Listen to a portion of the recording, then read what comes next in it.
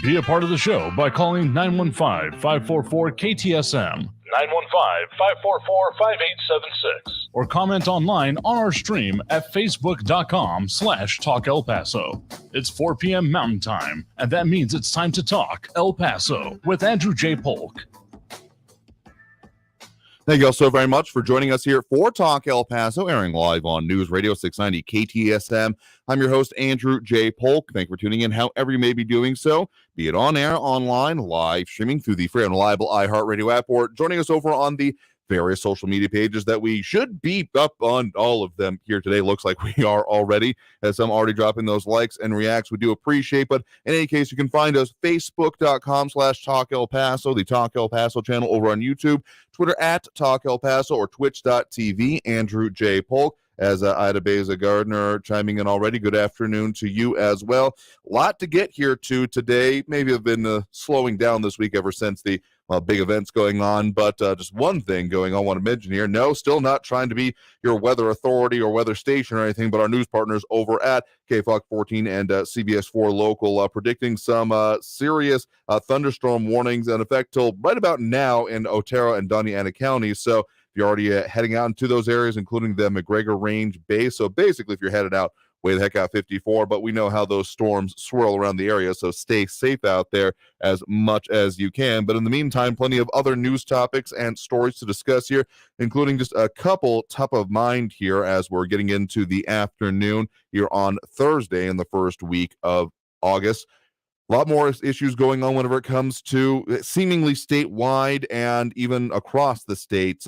Immigration enforcement, some more focus happening on that, as well as even some more issues going on with prosecutions in those cases, and even some interesting cases involving other cities in Texas, not apparently El Paso, but that could do things such as making some of these services that a lot of people use, including streaming service giants, particularly maybe a little bit more expensive in the state as they're looking to recoup costs, not even just currently, but since 2007. We'll get into that one here a little bit as well. But in any case, a lot of ways you can chime in on the show, those social media, and we will have that phone line open a little bit later in the program as well. But also more than a little bit about crime this week. I know it's been a bit of a focus in its own right, but also where does El Paso's homicide rate stand, and particularly in comparison to the rest of the country, some of the major cities here. Our interview today with a WalletHub analyst on their recent study comparing year-over-year quarterly rates, and, well, what it shows,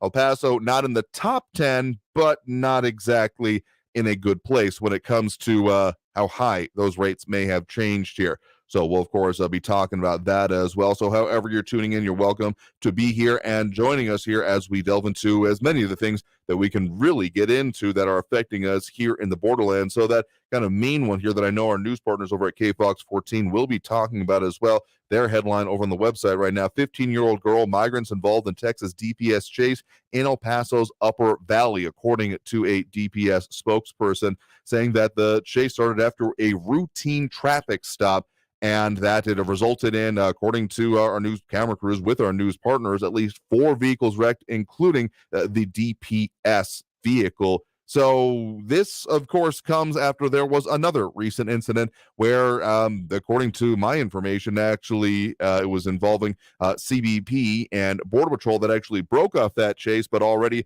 there's been more than a little bit of mention of there being some like ACLU being involved or interested in these cases, and well, how these things are even being considered here. So that's an interesting set of situations here because, well, really, as we are looking at these things happening more statewide as well, including some prosecution out of San Antonio for our news partners as well, the head of a smuggling organization now in custody, saying the feds have taken down the head of a human smuggling operation that was moving migrants from Guatemala to the Texas border. Assistant U.S. Attorney Christy Callahan says that 4 Guatemalan nationals are facing organized smuggling charges. They're apparently charging $12,000 for a trip from Central America through Mexico to the U.S. border. Now, immigration and the issues associated with it and border security, all very intimately linked, of course, as we are no strangers to the concept here in our area. The ways and costs of it have been of particular focus because really And as much as we have talked about it, there is a lot of incentive on the part of some of the transnational organizations, criminal organizations, dare I say terrorist organizations, to continue doing this and to not exactly be transparent about their process, including there's been even more coming out about the situation that happened in the San Antonio area with those 50 plus being smuggled in the back of a trailer, locked in here. And don't make any mistake, we're not immune to that even in our area. We've seen maybe smaller scale, but similarly, potentially horrific results in our area. A couple of examples brought up to me recently were examples where people were locked in toolboxes in like the back of truck cabs. So yeah, it's not good. So maybe not the same scale immediately in our region, but definitely a whole lot more issues that could come up with this. And it does seem to be maybe, I don't know, coming more rapidly is a difficult thing to say, but there being definitely more instances coming up directly. Yeah. Oh, geez, RJ, putting it mildly tongue-in-cheek, as much levity as I guess you can get this kind of situation. Have Aliens Will Run, new show idea, pitching it next week, action-packed, lots of car chases. I think that's, well, I think a lot of focus is going to be coming up on that and the way these things are done. I mean, DPS conducting a traffic stop is one thing, whether it's border authorities on suspicion of things like that, it may be another, but I know more scrutiny probably coming on this either from maybe governmental sources or even, again, outside civil liberties organization, again, the ACLU, interested and, well, decrying some things that have happened. No word if they've talked about this particular one yet. But the idea of these incidents is increasing. I mean, immigration and border security have never exactly been static targets, things that are just remaining unchanged and nothing really going on with them. It has been pretty constantly in flux. And even as some of the laws have changed, some of the focuses have, I know there's a lot of argumentation out there about what this current administration has or hasn't done, or what the leftover legacy of the previous one is. But what does seem to be happening, just by preponderance of the evidence, rather than any specific stat I can point to, I mean, there are definitely stats, don't get me wrong there either, including some record-setting numbers that we've seen, not even just across the entire southern border, but specifically within the El Paso sector, on the order of hundreds of thousands of encounters, again, just in the El Paso sector, which is, yeah, I'm just going to say, let's just call it roughly our broadcast area along the border part of it. Jesse Garza asking, is the ACL on the side of the illegal immigrants? If they're not on our side, they better change their name. I think that they're worried about the policies and public endangerment coming from them. So, and not to put their words in their mouths, but I'm not sure I would exactly describe it myself as necessarily being on one side or the other here. I mean, there's more technical nature of it. Essentially what the policy is on pursuits has been one of their major focuses here. I believe that El Paso Matters has had more than a little bit on that. See if I can pull that up here in just a bit. But in any case, the issues that come with immigration do not seem to be quelling at all. I mean, there's a lot of potential needs there, including more resources, staffing, manpower, even if it's not exactly staffing. I mean, the idea of removing clerical duties from Border Patrol agents, CBP officers, duty roles has gotten some surprising bipartisan support, even if actually acting on the bipartisan support hasn't actually, well, been that effective. I mean, seriously, we heard recently on the entire idea of what's going on with the essentially those visas and predicated on there being significant investment and job creation coming with them was one of the only real serious immigration reform efforts that have happened since, let's call it this century, when it comes to actual legislation. Because another thing to remember is that most of the things that have happened, the policies, procedures, etc., have all been executive orders, whether it comes to the different changes in what departments in particular are doing or what is coming down from whatever White House administration we're talking about in reference to that time frame.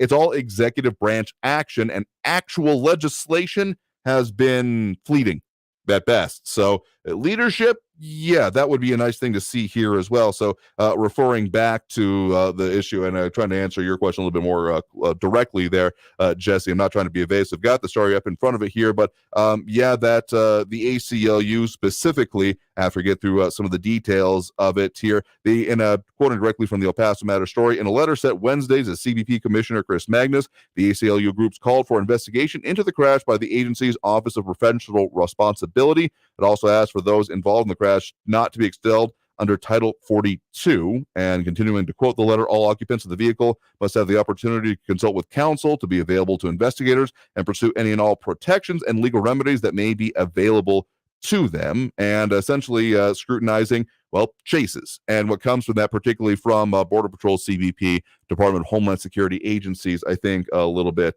more writ large as part of that here. But that's only one of the things we're talking about. As much as this is crime of a certain stripe, another kind of it is definitely a little bit more in focus. We're going to be talking with in this next segment with WalletHub, who has done a recent study about what homicide rates look like in the country. You may have heard some headlines and some analysis about increasing violent crime. So what is that specific category, the loss of life that comes with it, look like here in the Borderland? What are some of the stats they're looking at, and how does El Paso compare? Not top 10, but not good company that I would argue we're in either. So that's putting us in the need for that first break of this hour right now. You are, of course, tuned into Talk El Paso, airing live here on News Radio 690 KTSM. I am your host, Andrew J. Polk. Coming out of this break, again, that interview, and then, of course, more of your comments, and then getting closer to the phone calls anyway. So stay tuned. More Talk El Paso after this break here on News Radio 690 KTSM. Stay tuned.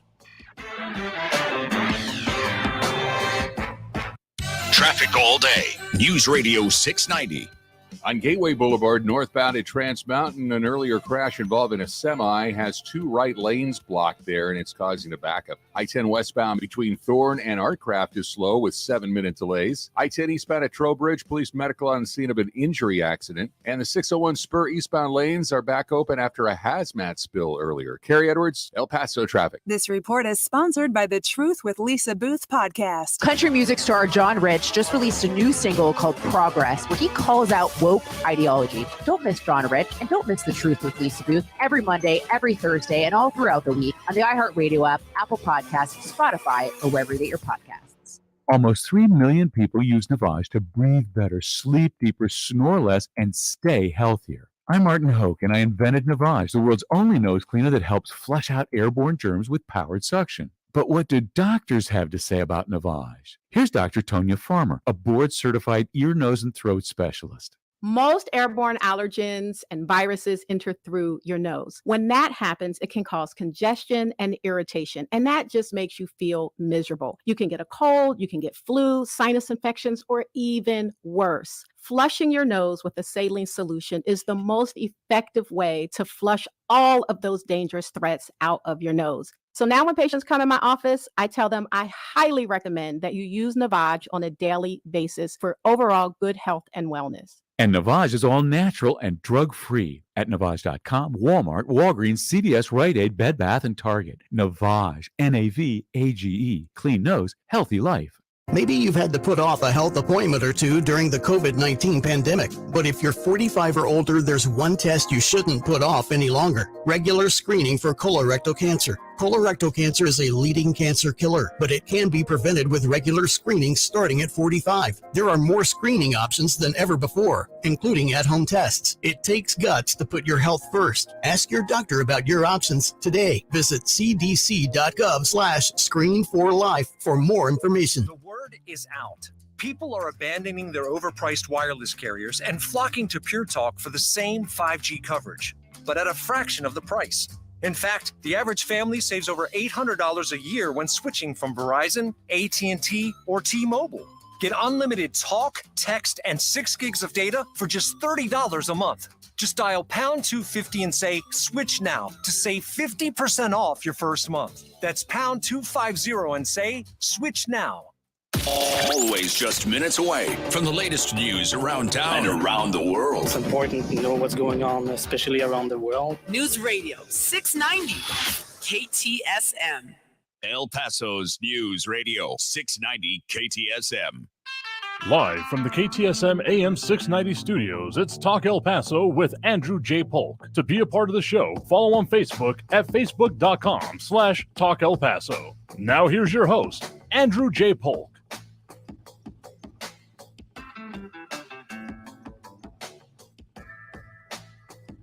Joining me now, we have Jill Gonzalez, analyst with WalletHub.com. Thank you very much for joining us today.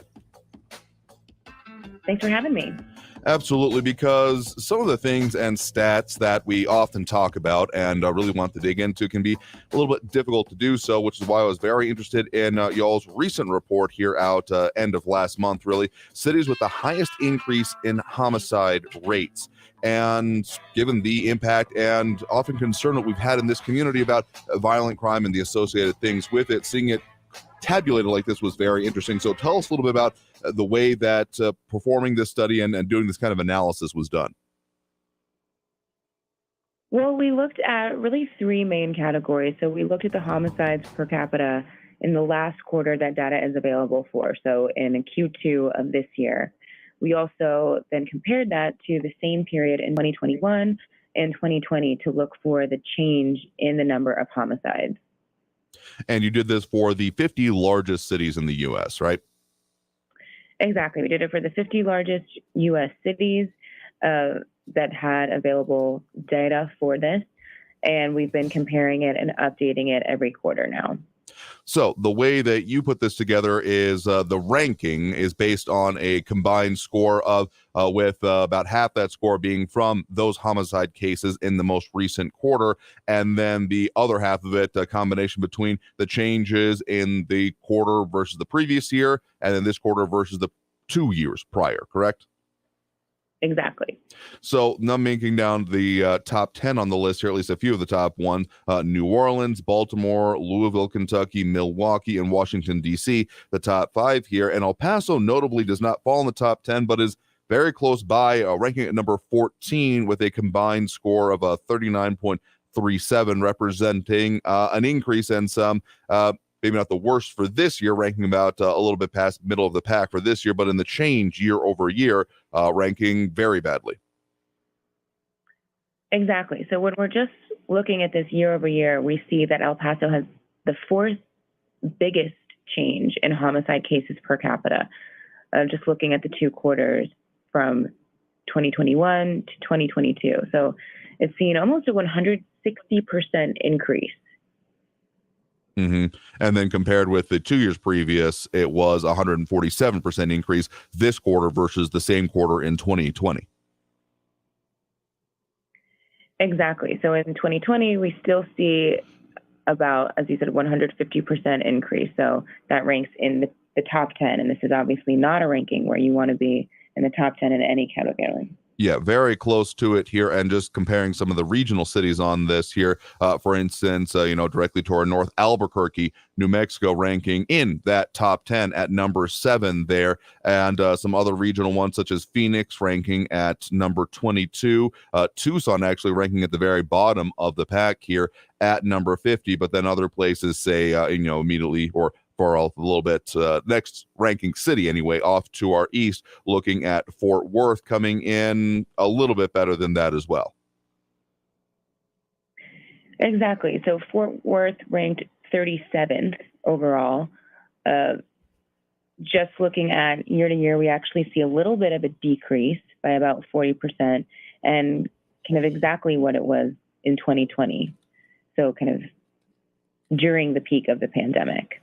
Mm-hmm. So mixed bag here in a variety of ways, but then so specifically in the way that these were tabulated and showing that there have been, they've been noted about some of those increases and things like that coming up here. Some of course, the major questions that come out of this are about what are some of the factors being looked at when it comes to these recent spikes that are being measured here? Well, when we're looking at spikes and kind of what this says from city to city, we do see that the homicide rate is increasing rapidly in the U.S. It's been talked about on a national scale. The president has also made tackling this problem a priority. He spoke in the State of the Union address about it this year. So, none of these cities are necessarily outliers. Homicide rates have risen by almost an average of 20% in these 50 U.S. cities. And unfortunately, we see that in most of them, they're still rising. Again, if you're joining us right now, guest right now is Jill Gonzalez, analyst with WalletHub.com. Again, if you want to see this or any of their other studies that they do perform, crunching the numbers and such, WalletHub.com, of course, the place to find that here. So speaking kind of nationally here as the way you all are comparing these numbers, being number 14th on this list here, actually, as we are, again, not the worst, particularly compared to like New Orleans, where their ranking score was at 90, above 90, and ours is just about 40. Still not great company to be in. I guess in terms of what this means for the way things, as these rates continue to change across the nation, being in this kind of a position on there, what should that tell people? What should people gather from that? What that position means to us in the local area? Well, again, this is not a ranking where you want to be close to the top. So, ranking 14th out of 50 states is certainly alarming, especially when we just think about the change in homicides. If we were just ranking that year over year, El Paso would be with the fourth, biggest change, biggest increase. So that is something that obviously I think needs to be kind of addressed a little bit more in terms of, why this is happening and kind of access to the reasons behind this. So of course, some of the other questions that immediately come from consideration of such circumstances, I mean, what will it take for the homicide rates to begin to decrease? Again, any of those factors that you all are looking at, I mean, what can even be said about it at this point? Well, unfortunately, it looks like we're coming up on what might be a recession. So any time of kind of economic strife is typically not good for crime. So in the short term, unfortunately, we don't see this, being curbed anytime necessarily soon. It might not be in 2022. Hopefully, once that kind of subsides, we're really able to, fully tackle this, to look into what has changed since the pandemic in some of these cities. And so, of course, questions have been kind of, around for a minute now, but even in light of this kind of thing, of the, evaluation of, local law enforcement, police forces, sheriff's departments, etc., particularly in these localities, which of course includes ours, questions about funding levels, what should or shouldn't be done, priorities being set have continued to go on. So when it comes to the impact on those discussion, or even just basic things like police department, what are some of the expectations that y'all as analysts have on what reports like this and these numbers and what they show could have on that? Well, a spike in homicides is essentially being used by kind of both sides right now as fodder. So, the right might say it's evidence that we need more policing. The left might say that it's evidence that policing is ineffective. So as far as reputation, I think a lot of that boils down to, whether these cities are red or blue and kind of what the narrative is from city to city. And you all do have some analysis of that as well, blue cities versus red cities, where it was that red cities, their average rank in terms of where they are on the list is about 22.74 versus the red cities, which is 28.78, with, again, a reminder that ranking higher in this case, being closer to the top of the list, being a bad thing. Right. So blue cities have a slightly higher increase in homicide rates than red right now. So what has been the impact that you all have seen or been able to measure along with these numbers that you've been looking at, and how this has, and this increase in the homicide rate has impacted life in, these major U.S. cities? Well, I think that it obviously has increased fear from city to city. And now, essentially coming off the heels of one pandemic, maybe into a new one, is not helping matters either. So I think that there's a lot of fear from city to city right now. And that could, then turn into more crime or contribute to crime. My crystal ball is as cloudy as ever these days, but expectations that you all have is, again, you continue to crunch these numbers and look at trends, particularly as you've continued to update this report. What are some of the expectations for 2022 on potentially bringing new solutions or seeing trends continue? Well, now I think the focus has probably not been so much on things like reducing the spread of COVID, et cetera. So I think that we still have to think about public safety in some type of perspective, and this absolutely ties into that, decreasing homicides, decreasing homicide rates. So now I think we're ready to shift the focus to this, which, if goes unchecked, is kind of a pandemic in and of itself. Fair enough. Again, guest right now has been Jill Gonzalez, analyst with WalletHub.com. Again, all the information on this report and all of the other analysis that they do there, WalletHub.com. So, Jill, thank you very much for taking the time to speak with us about these issues, the numbers, how you all are looking at them, and what impacts we can see from them and conclusions that could be drawn here today. Anytime. Have a good one. Again, thanks to Jill for speaking with us about that. Again, that report available over on the website, WalletHub.com. They usually do maybe some slightly lighter-hearted things about like economic analysis and things like that. But this is a very serious one. Definitely caught my eye whenever I saw where El Paso ranked on that list. Why I wanted to speak with them further about. A lot of comments coming in about that as well, including Flaco Meta saying, particularly in one part there, how about we stop villainizing the police? Kathy Codry calling out the change of administrations there, as is RJ, among other things. And Kathy Codry saying specifically stay armed and ready to protect your family and property. Trained is one other thing I would add in there. I guess that might go under the general category of ready, because just having something is like just having a car. If you don't actually know how to use it, probably going to cause more problems for yourself and others as part of it here. John Braslin calling out, saying El Paso is the safest city its size in America. Every local politician has said that for the last 10 years.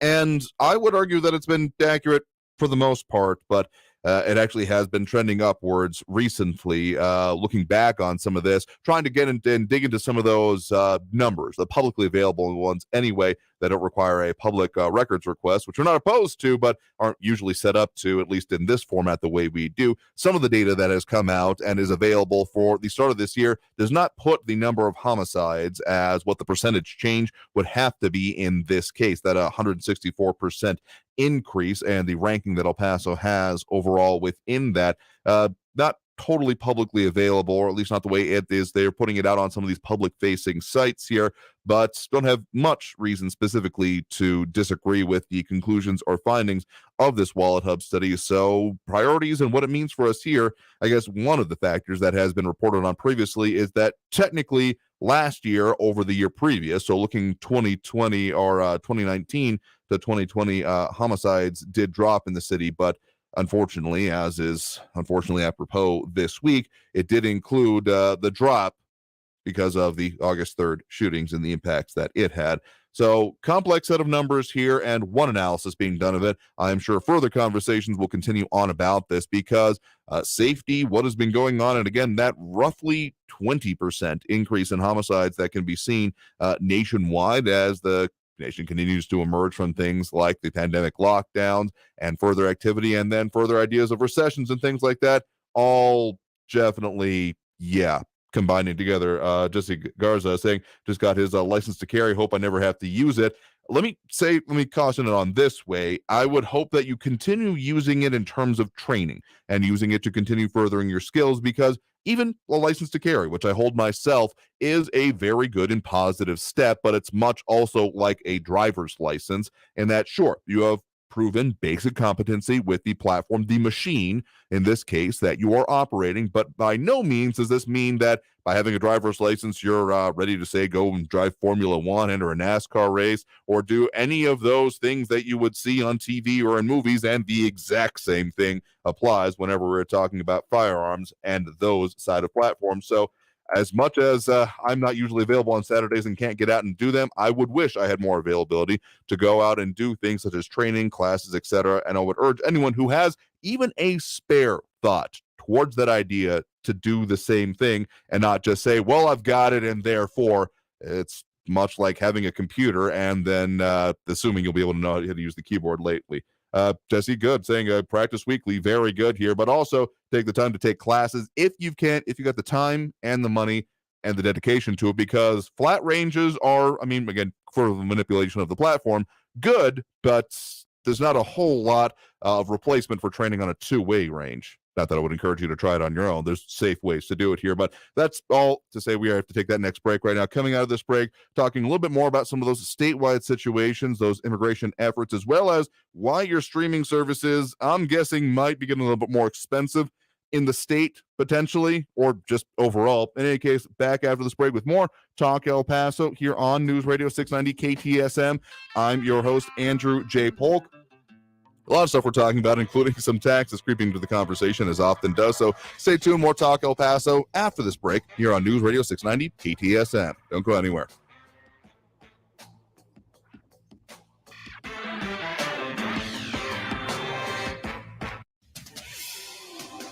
El Paso's News Radio 690 KTSM.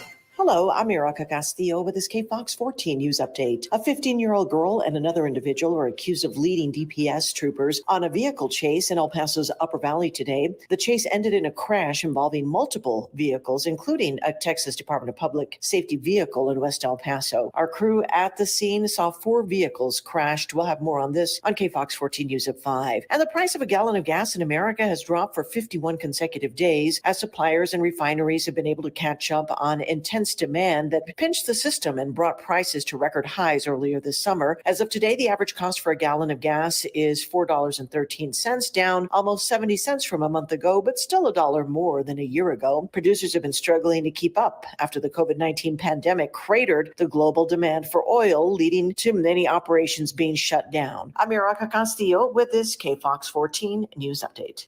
News Radio 690. Traffic all day. An earlier crash on Gateway North at Trans Mountain has still got the 2 right lanes blocked involving a semi. I-10 eastbound at Copia is starting to slow down, but it's just a vehicle blocking the right shoulder there. I-10 eastbound at Wrestler, a semi is blocking the left shoulder. And Geronimo, south of the 10 Gateway at Clark Drive, an accident with police on the scene. Carrie Edwards, El Paso traffic. From the KFOX 14 Severe Weather Center, this is Chief Meteorologist Sandra Diaz. More showers and thunderstorms are expected throughout the evening and overnight, but it looks like as we get closer to the weekend, some drier air will begin to filter in and rain chances will begin to decrease. As for those temperatures, they're staying pretty toasty going into the end of the work week, with a gradual decrease in temperatures going into next week as we return back to near average. Check out the very latest radar on KFOXTV.com. This report is sponsored by Staples Stores. Staples has everything you need for school at prices that won't hold you back. Right now, Staples one-subject notebooks are just 35 cents each. Plus, select backpacks are 50% off. Backpack offer ends 8/6. Notebook offer ends 8/27. Limit 30. Don't send your kids back to school. Send them forward at Staples. Cashback is not available on gas in New Jersey and Wisconsin. Susan, I'm sorry I'm late. Traffic is terrible. It sure is. But on top of that, gas prices have been skyrocketing. I can't believe how expensive gas has gotten recently. Prices at the pump are up, but I never pay full price for gas anymore. I just use the free Upside app that pays you cash back for every gallon of gas you buy. Wait a minute. Are you saying you actually get paid cash when you buy gas with the Upside app? Yes, I get real cash back every time I buy gas. And does that actually add up to anything? I've made around $200. Wow, that's serious extra cash. I'm downloading the free Upside app now. Download the free Upside app now to earn real cash back every time you buy gas. Use promo code GOLD for a $5 bonus on your first tank. That's promo code GOLD. You can cash out anytime right to your bank account, to PayPal, or an e-gift card for Amazon and other brands. Just download the free Upside app and use promo code GOLD for a $5 bonus on your first tank. That's code GOLD for a $5 bonus. For the local issues and discussion you won't get anywhere else, turn to Talk El Paso, weekdays at 4 right here on News Radio 690 KTSM, brought to you in part by the El Paso Community Foundation. Sound off on what matters to you, Monday through Friday, 4 to 6 p.m., and let's talk El Paso. Are you a safe driver? Are you looking to save money? With DriveWise from Allstate, the safer you drive, the more you can save. At Allstate, better protection costs a whole lot less. Visit allstate.com or call an agent for a quote today. This report is sponsored by Allstate. The most current and comprehensive. Just minutes away at the top and bottom of the hour. And always online at KTSMradio.com. News Radio 690 KTSM. Live from the KTSM AM 690 studios, it's Talk El Paso with Andrew J. Polk. To be a part of the show, call 915-544-KTSM or follow on Facebook at facebook.com/Talk El Paso. Now here's your host, Andrew J. Polk. Thank you all so very much for joining us here for Talk El Paso, airing live on News Radio 690 KTSM. I'm your host, Andrew J. Polk. Thanks for tuning in, however you may be doing so, be it on air, online, live, streaming through the free and reliable iHeartRadio app, or joining us over on the various social media pages we're up on these days, Facebook.com/Talk El Paso, the Talk El Paso channel over on YouTube, Twitter @Talk El Paso, or Twitch.tv, Andrew J. Polk. A lot of commentary coming in on those here, including John Browsington mentioning that just received a petition to prevent the rise in El Paso's property taxes. Proposition 13 has started in Texas. I know we've been calling for that one for a minute here, and Ione Graham saying my area is meeting at mailboxes to get signatures on that petition. Enough. So I'm aware of various petition efforts going on in our area, but want to make sure I'm thinking about the right one. If anyone can mention to me there's like a particular group or site that you all are organizing on that, because I know that there were some previous ones, like I know there's at least one group like El Paso Taxes Watchdogs, but wasn't thinking that one is more of a kind of a request as opposed to actual something to look at being on an actual ballot anyway. And just kind of as a further note on that, we mentioned it yesterday, but yesterday had a lot of focuses. There has actually been now a pushback of the actual charter amendment election. It will not be on the ballot this November, as we had previously stated. That was the original plan. We weren't wrong at the time we said it, but City Council has voted as of this week that they are actually going to further be pushing it back because of concerns among, well, other things that one of the previous petition efforts we had discussed here, which did, of course, include that El Paso climate change charter petition amendment. The actual submission of those signatures was causing concern for city staff, city clerks, etc. And so they requested, and I do believe City Council unanimously approved, moving that election, instead of, again, being November, to the next May election. So, as much as I'm always focused on the next election, particularly if you're worried about these amendment changes to the city charter, of which some things, including from that ad hoc charter advisory committee, could include the ability of taking away the mayor's veto power. Yeah, a lot of serious things are going to be on that one, so we'll continue talking about those, but again, not going to be on this November ballot. So as we get closer to November, we'll be focusing primarily on candidates and those issues, but we'll always have an eye towards more on what is going on with these potential charter amendments and changes to the base way that the city of El Paso operates. So stay tuned for that here. Because, yeah, and I mean, there are even some things that could change what it requires to be able to do some of these things. Maria Coleman wanted to know more about that petition as well, saying, please send someone with the petition to the 79911 and 79912 areas. Absolutely here. And Kathy Codry saying that thunderstorms happening out in the area. And RJ saying cool breeze, no rain yet in Northeast. But Kathy Coder saying looks dark and gloomy to the west. I still don't have any windows in this room anyway. Maybe I'll go poke my head out during one of our breaks. But, I mean, clouds are gathering and the heat and moisture is sticking around here. So, yeah, definitely a focus on it. As well as some people saying, including our RJ and Kathy Codry, continuing education, including for firearms, is definitely a good thing. And you won't find me disagreeing with that. And gun safety is important, and so is maintenance. Absolutely here. But with some of the other issues that we're also discussing here, including, well, we're talking about increases in prices of things. I know we have our watchdogs there on the prices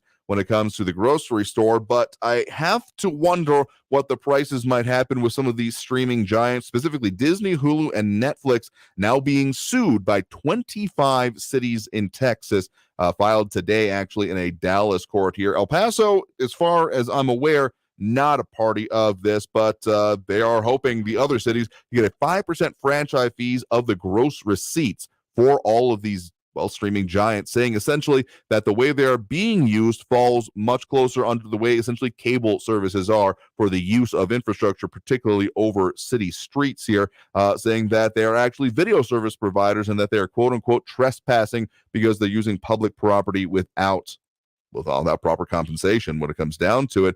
But it's a little bit deeper than that, just a continuing tax or trying to claw back further costs as such here. I mean, we've seen that definitely move forward whenever it came down to, or they reminded me to stretch before I sprint if I stick my head out the door. In any case, I mean, these ideas of public and local fees coming out. Okay, John Browsman giving me a number to call here, saying, as long as you're good with me putting this number up here, call Marco at 915-407-0559 for a petition. I might give him a ring after the show here to find out more about it. Make sure we're talking about the right one, because we talk about petitions and what people want to see change in their local governance here. So we'll absolutely be happy to give him a call. But in any case, with these changes potentially coming for the state of Texas, or at least many individual cities, including some of the biggest ones that I'm sure you can guess at, some of the ones just named, such as in the Texas Tribune article on the same subject, Austin, Houston, Dallas, and Fort Worth, and saying that under state law, the services have to pay a franchise fee like cable providers do in exchange for using communication lines over public rights of way to transmit their services into homes. Now, of course, that leads to questions for me about, since these are internet-based services, are we talking about, therefore, all internet-based things being charged appropriately, or just going to be a platform-specific thing? But, I mean, it's not exactly unprecedented the way that online entities have had their, revenues definitely trying to be clawed at by different areas, municipalities, states specifically. You may remember not too long ago when it was that online shopping wasn't getting taxed, but that definitely got changed in piecemeal over there for a while here. So I wouldn't be surprised if this continues to move forward. The fact that they're trying to do it in court, and again, maybe a little bit more significantly, not even just that they're trying to get this going forward, but that they might be trying to recover money they've been owed since 2007, this amount. So if you've been worried about those costs going up, I will be honest, don't have much other data coming into my home. I don't have cable, and the phone line, they're not even really offering that being installed much. And you can ask for it, but it's not one of the standard asks, at least when I'm moving into the new place. So, wouldn't be surprised if this happens here. And the fact they're trying to do it in a state court is the interesting bit. But again, with the legislative session on the horizon here, again, I think more action might be even coming on that. Maria Coleman asking, why didn't city officials lower the property taxes to begin with? Obviously, it was due to an election year. And technically, we're looking at some adjustments. We are in that tax setting season. Budget season is, of course, going on right now, and all the things that come with it, and all the calculations and justifications of how you should or should pay more coming up. That's been a little bit of discussion, but actually making it preventable, or how this, I want to see further on this petition before I comment more on what the action being suggested there is, of course, because how that could be changed or reined in, because it's always going to change. We know that much. As much as there can be, there usually will be, even if that rollback rate has maybe reined in things. But interesting to see a meta-analysis of, since that rollback tax rate, the one we talk about, where local entities can only, with certain exceptions like water districts and such, but otherwise the rest of them are only able to raise it by revenues increasing by 3.5% every year. Otherwise, it automatically triggers an election, has been kind of a de facto limit, at the very least in our locality. I do not recall any time since that has been put into place in recent years that's come up on the ballot like that, because ballots and bonds are really one thing, but just saying general taxes, pay them, and you got to agree to them now. I think we all have maybe an estimation on how that would go over. In any case, due for that next break right now. Coming out of this break, we will go ahead and open up those phone lines as we usually do at this point during the program here. So if you're wanting to call in, that number to do so is 915-544-5876, 915-544-KTSM. Back after this break with more Talk El Paso here on News Radio 690 KTSM. That number again, 915-544-5876, 915-544-KTSM. More commentary about those taxes and all that stuff right after this break with more Talk El Paso here on News Radio 690 KTSM. Stay tuned. Traffic all day. News Radio 690. On Gateway north of the Trans Mountain, that earlier crash blocking a couple of lanes with a semi has cleared. All lanes back open. I-10 eastbound at Copia, a disabled vehicle blocking the right shoulder. Injury accident, Lee Trevino, northbound north of Pelicano. And a crash downtown on South Mesa Street at East Paisano. Take Campbell or Overland instead. Carrie Edwards, El Paso traffic. This report is sponsored by Discover. Some banks can make it complicated to redeem credit card rewards. But with Discover, you can redeem your rewards for cash in any amount at any time. Talk about amazing. Learn more at discover.com/redeem rewards. Terms apply. I always wanted to learn Spanish, but I never thought I'd have the time. Then I discovered Babbel. Babbel's lessons are fun. They only take like 10 or 15 minutes, and in 3 weeks, presto, you're speaking another language. Like magic. I love that Babbel's lessons aren't just robots talking. They're voiced by native speakers, so you get the pronunciation just right. And they're designed by real language teachers, so you learn how to have real-world conversations, things you'll actually use. 3 weeks. It's incredible. After 3 weeks, I'm on vacation in Paris, having a conversation in French. There's all kinds of ways to learn. Use Babbel's podcasts or games or videos. You can even join live classes with a language teacher. If you want to learn a language, there's no faster, easier, better way than Babbel. Babbel. Babbel. Babbel, évidemment.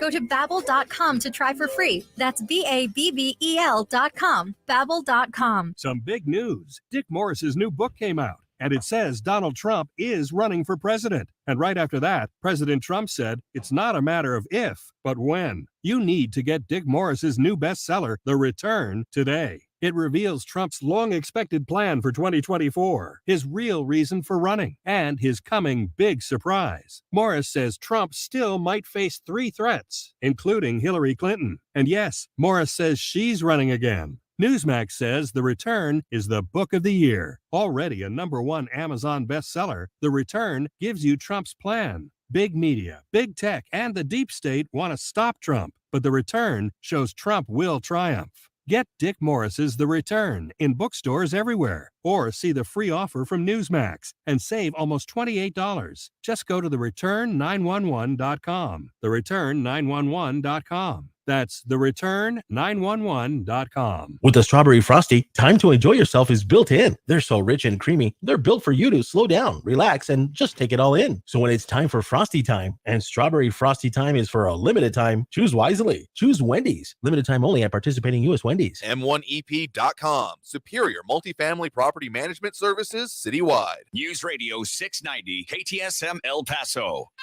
Live from the KTSM AM 690 studios, it's Talk El Paso with Andrew J. Polk. To be a part of the show, call 915-544-KTSM or follow on Facebook at facebook.com/Talk El Paso. Now here's your host, Andrew J. Polk. Thank you all so very much for joining us here for Talk El Paso, airing live on News Radio 690 KTSM. I'm your host, Andrew J. Polk. A lot of ways to get at the show, particularly at this point during the program here when we do have that phone line open. Again, that number to dial, 915-544-5876, 915-544-KTSM. A lot of things we're discussing today, including tax rates, as we are in tax setting season, as the budgets keep coming up. So I fully expect that to keep coming up, including that petition that I want to say I've been aware of some of them, but want to make sure I'm on the right track with this one, so I'll be following up on that. Make no mistake, and some discussion about interesting culinary recipes here. RJ and Kathy Coterie discussing tree bark soup and pigeons with a chef salad of fescue grass or cricket stew. Kathy Coterie putting forth. Again, I've had chapulines. I guess it wasn't exactly a stew, though they were kind of like boiled in salt water. They weren't bad. I don't know if I do it on purpose again, but new experiences and such. Being forced to is definitely a different conversation to be had. As Kathy previously said, stop the reckless spending and lower the property taxes. And I know that'll keep coming up as we get closer to those seasons, but let's just say any of these petitions we're looking at won't have an impact on this fiscal year, at least not immediately. Potentially for future ones, but we'll see. But again, we have that phone number out, 915-544-5876, 915-544-KTSM. Get to at least one call before we hit that next segment here in the top of the hour. We do have Raul in the Northeast on the line with us here right now. Raul, thanks for joining us. Hey, Andrew. Well, former Vice President Dick Cheney called ex-President Trump a direct threat to the nation's future. Quoting a true and traditional conservative, VP Cheney said, "In our nation's 246-year history, there has never been an individual who is a greater threat to our republic than Donald Trump." Now, I'm sure that the lemmings in Trump's cult will now call him a rhino, and they hate his daughter, who has sacrificed her political career for the Constitution and the truth in an effort to keep Trump from ever becoming president again. Now, I'm no big fan of Dick Cheney, some people call him Bush's brain. He was a very powerful vice president who had deep, deep roots in the highest levels of the Republican Party. You know, he was the former CEO of Halliburton that ended up getting $1 billion no-bid contract for supplying our troops in Iraq and Afghanistan. How's that for a connection, huh? And he was Ford's chief of staff, and he served in Congress, and he was the Secretary of Defense under Bush #1. So I'm sure that I rarely have agreed with former Vice President Dick Cheney, but in this case, I agree with him that Donald Trump is a threat to America's future. Now, to answer your frequent caller, Go Brandon Ben's question as to why doesn't someone study and determine how many times guns have saved someone from violence or being robbed? Well, there were a lot of good guys with guns at Uvalde, and they didn't keep all those kids from being murdered by that shooter. But the answer to that question is that Republicans in Congress are the ones who keep those studies from coming out. They say no to the Center for Disease Control's gun violent research. They've been doing this for 20 years, trying to prevent this research from being done. On another front, Trump's former White House counsel, Pat Cipollone, has been subpoenaed by a federal grand jury investigating Trump's role in the attack on the Capitol on January 6th. So there's that investigation you've been wanting, Andrew, all along. I want it too. And it's clear to me and anyone who's been following Trump in the congressional hearings and the GOP witnesses and the evidence presented that Trump is clearly guilty of a multitude of crimes.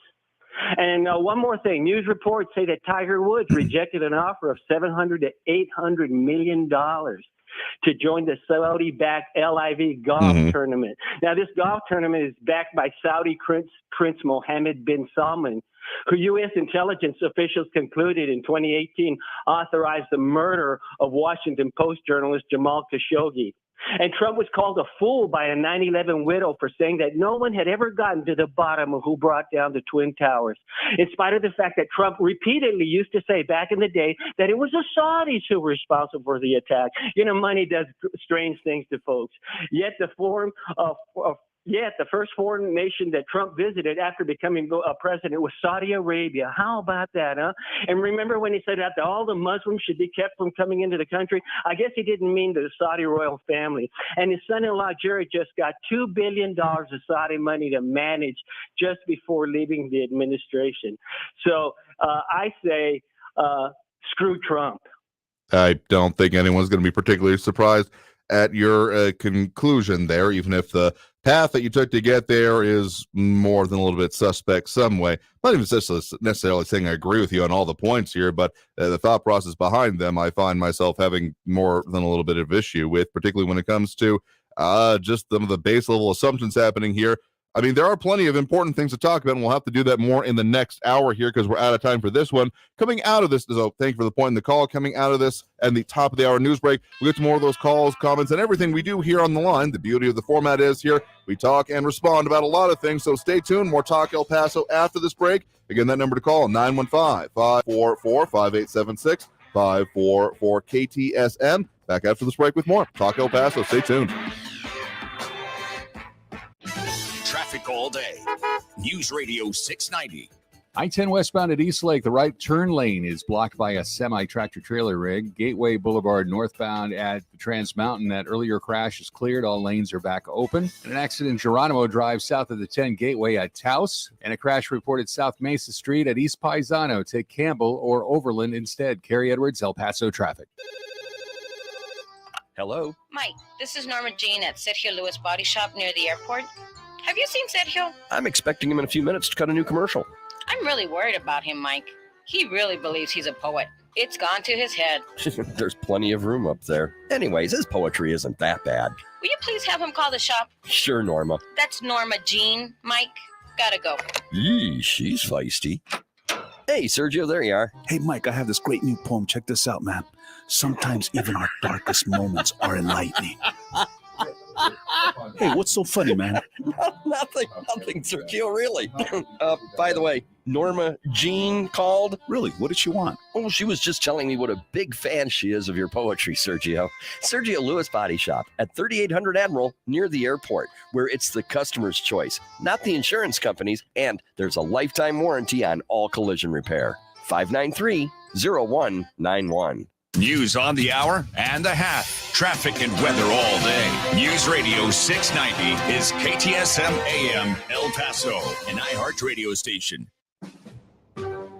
NBC News Radio, I'm Brian Shook. The Mall of America in Minnesota is on lockdown after a reported shooting.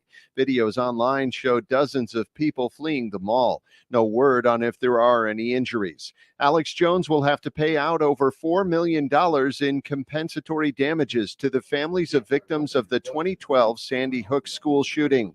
A civil jury reached the verdict this afternoon in the Travis County 459th District Court in Texas. The families had asked for $150 million, saying Jones defamed them for claiming the shooting was a hoax.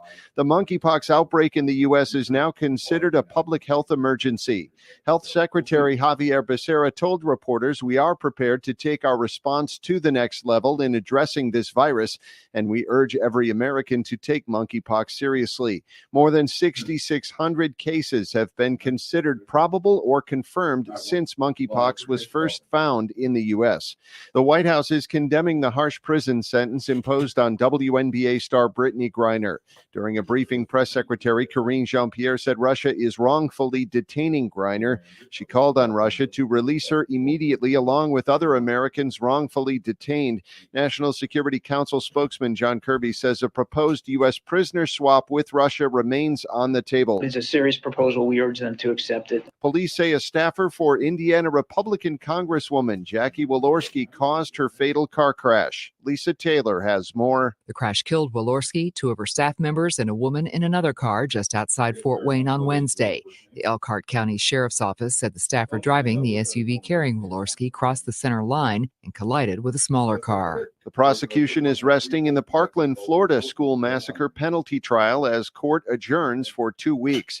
You're listening to the latest from NBC News Radio. The number of illegal guns being taken off the streets in New York State has increased by 104% since this time last year. Natalie Migliori has more. New York State police have so far seized 800 firearms in 2022, compared to just under 390 last year. Governor Kathy Hochul says a specialized gun trafficking interdiction unit created last fall carried out a months-long investigation, seizing 30 ghost guns and making multiple arrests. Our efforts are ongoing. We're going to publicize them so the people that are engaged in this illegal activity know that we are coming after you. Hochul adds several gun safety measures she previously signed in reaction to a Supreme Court ruling are set to go into effect next month. Florida Governor Ron DeSantis is suspending Hillsborough County State Attorney Andrew Warren due to what he called neglect of duty. Speaking today in Tampa, the Republican governor accused Warren, a Democrat, of refusing to enforce certain laws, including restrictions on abortions. 60 years ago today, Marilyn Monroe died at her Los Angeles home of a drug overdose. Phil Hewlett reports. As fans gather at her star on the Hollywood Walk of Fame or around her statue in Palm Springs, historians look back on a young woman who never completed high school and say she was much more than a dumb blonde. She had a library of hundreds of books on psychology, philosophy, and other weighty subjects. She was one of the first Hollywood starlets to form her own production company. Marilyn Monroe died in 1962 on this day at the age of 36. Kevin Spacey is being ordered to pay $31 million to a production company behind the show House of Cards. A Los Angeles judge says the actor breached his contract with MRC by allegedly groping a production assistant during filming. The ruling upholds a similar finding from an arbiter. Spacey was fired from the show after a slew of similar allegations from men in multiple nations. Brian Shook, NBC News Radio.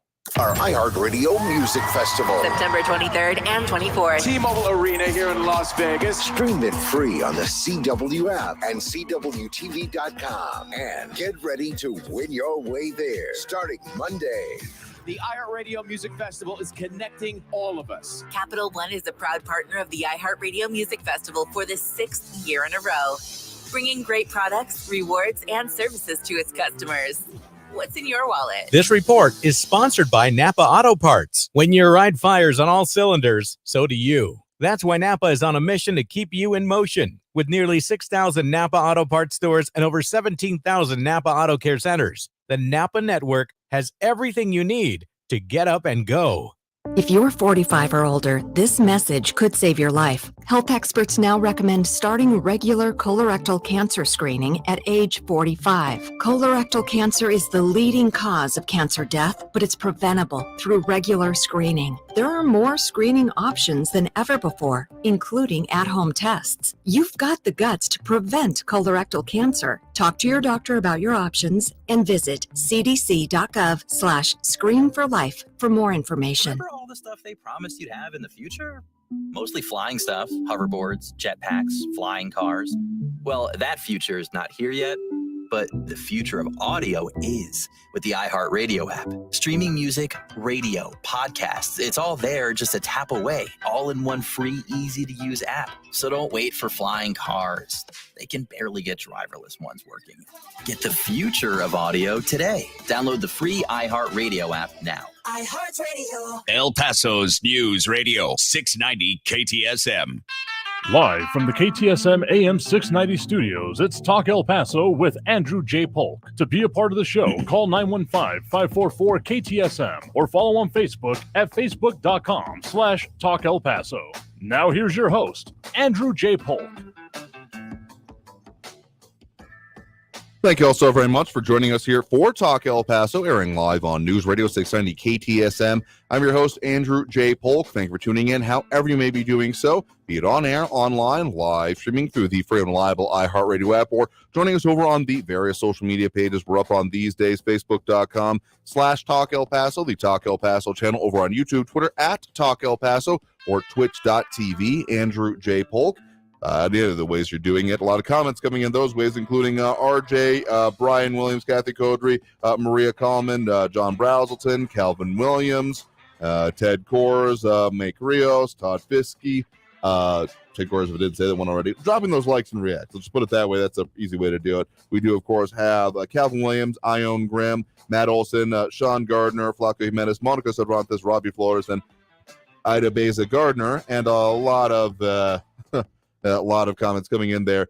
We ran out of time before getting into that break here, but a couple points had come up on that whole Cheney speech. I'm not entirely sure who that ad is aimed at, because people who will disagree with essentially on the conservative side, look at it that way, the conservative or the liberal side of things. Conservative side, there's not a whole lot of love lost, I think, between Cheney and national considerations there anyway. And as much as people were, as it was mentioned, of now calling Cheney a rhino, I mean, some of the comments even coming in already. RJ said Cheney is a Rockefeller Democrat and globalist. And I think, who was it? John Browson, saying that Dick Cheney was a neocon to begin with, great at starting wars, but avoided serving in one himself when he was young. And at least one other point being made, I think it was Bria Coleman, on a very similar point there as well. So, yeah, there's a lot to be said. But, okay, that's conservative side kind of things. But then on the more liberal side of things, you really think there are people like, oh, yes, Dick Cheney, that guy that I have always loved and always appreciated and never thought was some approximation of Skeletor. Like, I mean, I don't know who this is meant to go for besides the maybe never Trumper camp. I'm just strategically speaking about the worth of ad spending, I guess I'm a little bit confused. But locally, we got a lot going on here as well. Some petitions being talked about, some changes to taxation, some things that might cost a little bit more whenever it comes to continuing, many issues that we got going on. So, we'll talk more about that. But of course, we have that phone line open if you want to chime in that way. Again, that number to call is 915-544-5876, 915-544-KTSM. Couple calls on the line here. Anyway, let's dive right back into those. We do have Tony on the west side here with us right now. Tony, thanks for joining us. Yes, sir. Hey there. What's on your mind? Okay, I just wanted to comment on that idiot Raul that calls up almost every day. Mm-hmm. I like to call him a butthole. And also, I like to call him a vieja chismosa, because that's what he is. He doesn't have anything to do but kiss the Democrats' ass. If you like the high prices, Raul, and you like all the stupidity that the Democrats are doing, fine. Go join, the Democrats over there in Washington. Can't you see all the stupidity that they're doing? You must be blind and stupid, which you are. That's my comment. All right. Well, okay, fair enough. Thank you for the point in the call. Do appreciate it. All right, appreciate that. Again, if you want to get on the line, add your own commentary, 915-544-5876, 544 KTSM. Usually like a little bit more maybe analysis coming out of it, but again, we do have the line open as we do, so if you want to chime in that way. We do have another call on the line here as well, as with some more comments coming in, including the idea of taking a breath here. And Calvin Williams referring to that story we talked about in the previous one, of the situation reported on by our news partners over there at KFOX, that they should have more coming up on, particularly KFOX 14 News at 9. A 15-year-old girl and another individual accused of leading DPS troopers on a vehicle chase in El Paso's Upper Valley, ending in a crash, and at least some of the pictures and videos they've got over on their site showing individuals handcuffed on the bumper, at least, well, near one of the crashed cars here. So, yeah. Anyway, more calls on the line here. Again, 915-544-5876. 915-544-KTSM. We do have Andrew on the west side with us. Andrew, thanks for joining us. Yes, Andrew, thank you very much. Your person that you interviewed was talking about the increase in crime in various cities. Am I correct? Yes, they were comparing some of the 50 largest cities in the country for which data was available, and then comparing them to each other and then ranking them. Just to make it clear, they did a weighted score here as how they came up with the ranking. They compared just absolute number of homicide cases in the second quarter of this year, and then the change in homicide rates quarter over quarter, year over year between 2022 and 2021, and then the change of that over 2 years ago, and came up with the ranking. New Orleans ranking first, Tucson ranking 50th on that list, and El Paso, unfortunately, ranking 14th by their metrics. Yes. And interestingly enough, speaking of rising crime,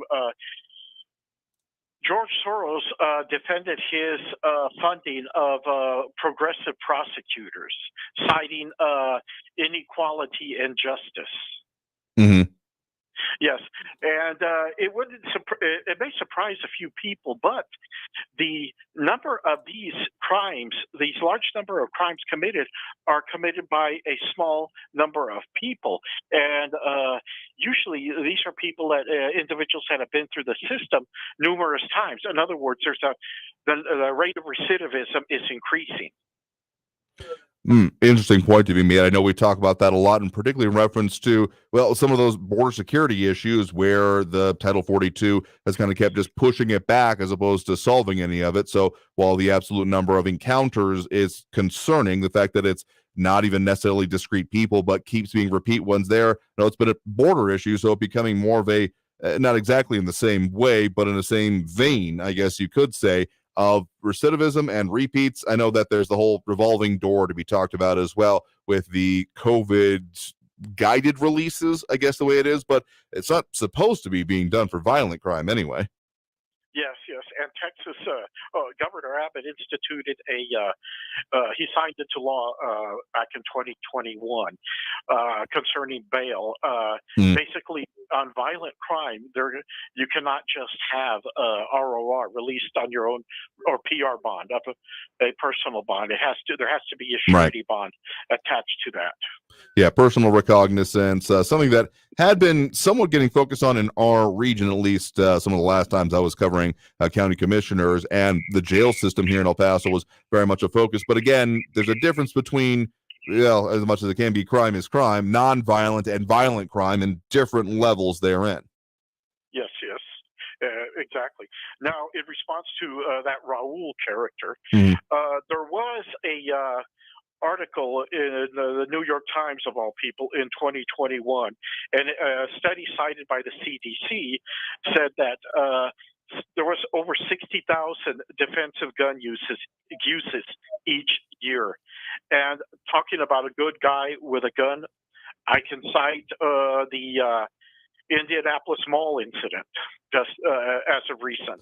Yep, and the Dickens drill that has come out of it here. The major problem with this, in which, again, as a finer point, I actually agree with it. There should be more study on it, even if there should be maybe some stringent things. And requirements put on the things actually to be studied, that actually looking into this, because I mean, I've seen various estimates along those lines. The New York Times ones, yeah, maybe a little bit surprising from that outlet, but that I've seen estimates ranging from 50 to 100,000 such incidents possibly every year. But the fact of, I mean, the data even on its own, just as a absolute, number trying to gather that would be difficult, because if there's never, say, a police report filed or no shots actually fired or any actual physical injury involved with it, it may completely be invisible statistics. So that's why most of these numbers, while, I mean, it's useful to do some kind of estimation method, have often been that estimations, because hard numbers and hard data to even be looked at has been fleeting at best. Yes, I agree, and forgive me for going into an area that is normally left for Friday. But you see, when homicides deaths due to guns, the statistics include everything from suicides and justifiable use of the weapon. In other words, police justifiable shootings. Citizens who shoot in self-defense, all that is taken into the statistics by these anti-gun groups. And that's why, as much as I know there was was it the Dickens Amendment, actually? Then I might be conflating my terms here, but when there were previously some restrictions on like what the CDC could do when it came to actually studying gun violence, and concerns about that were very paramount within it, which is why I would fully support it happening, as long as maybe not saying restricting on what you can or can't look at, but making sure that it's guided that some things have to be looked at, saying that these things cannot be overlooked or put off. I mean, it's often, the whole, lies, damn lies, and then statistics. You take a set of numbers, and depending on how you parse them, divvy them out, how you analyze them, you could make them tap dance practically. So that's why raw data is important to me, and transparency with numbers in this and many of the other issues we talk about is very paramount to me. Yes, I agree with you, and that's why I'm saying the majority of these people that are anti-gunners are lumping it into one collective pot. In other words, suicides by guns, defensive use of guns, person gets killed. All of those gun deaths are being lumped into one statistic. Yeah, I mean, there's definitely a factor of that. I know whenever we talk about it in terms of, like, say, gun deaths in general, that suicides and why they talk about, risks of having guns in the home, that's often a part baked into it, and why I also fully support the conversation of the mental health aspect of this and being more focused on it here, as opposed to a dirty little secret snuck under the rug, making it very out there and clear that there are resources, including, again, and I will mention this anytime I get a chance these days, that 988 mental health crisis and suicide prevention lifeline is available and out there for anyone who has any reason to need those resources. Yes, sir. Anyway, Andrew, thank you very much, and I turn the mic back over to you. Sure thing. Appreciate the point in the call. You have a good one there. Thank you. All right, we're due for that next break right now. If you want to get back on the line with us as well, or add your 2 cents, more comments coming in, we'll get to those, but as well, that phone line open and available in this second hour of the program. The number to call is 915-544-5876, 915-544-KTSM. Back after this break with more Talk El Paso here on News Radio 690 KTSM. Stay tuned.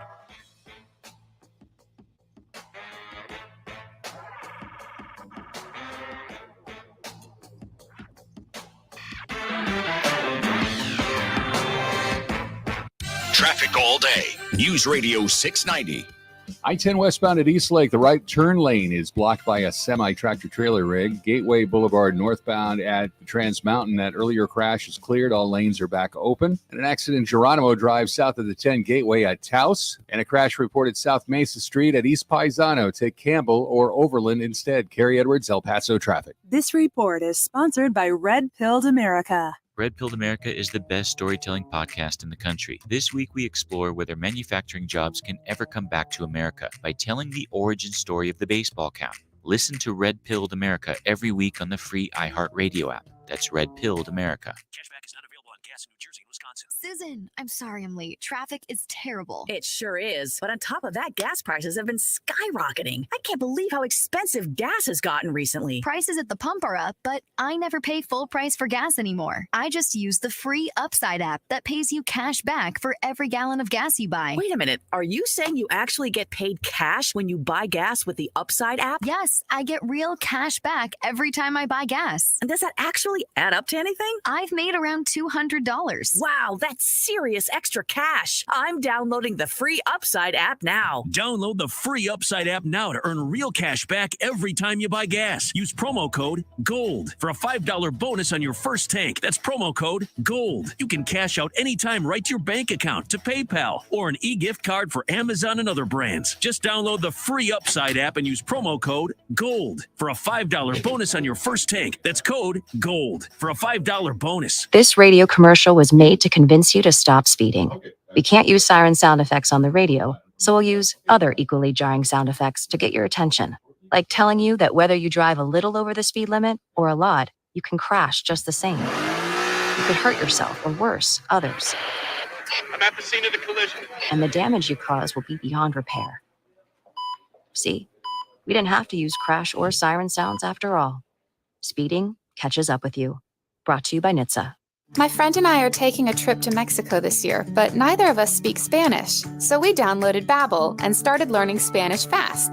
Want to get conversational in another language in as little as 3 weeks? Babbel's quick 10-minute lessons were designed by language experts to be the most efficient and effective way to learn a new language. ¿Cómo te llamas? ¿Cómo te llamas? Babbel, language for life, celebrating 10 million subscriptions sold. Now try Babbel for free at babbel.com. That's BABBEL.com. City streets or small towns, everyone deserves a clean, green community. We are Keep America Beautiful, the nonprofit working to end littering, improve recycling, and beautify communities. Let's do beautiful things. Visit KAB.org. News Radio 690 KTSM. Live from the KTSM AM 690 studios, it's Talk El Paso with Andrew J. Polk. To be a part of the show, call 915-544-KTSM or follow on Facebook at facebook.com/Talk El Paso. Now here's your host, Andrew J. Polk. Thank you all so very much for joining us here for Talk El Paso, airing live on News Radio 690 KTSM. I'm your host, Andrew J. Polk. Thanks for tuning in, however you may be doing so, be it on air, online, live, streaming through the free and reliable iHeartRadio app, or joining us over on the various social media pages we're up on these days, facebook.com/Talk El Paso, the Talk El Paso channel over on YouTube, Twitter at Talk El Paso, or twitch.tv, Andrew J. Polk.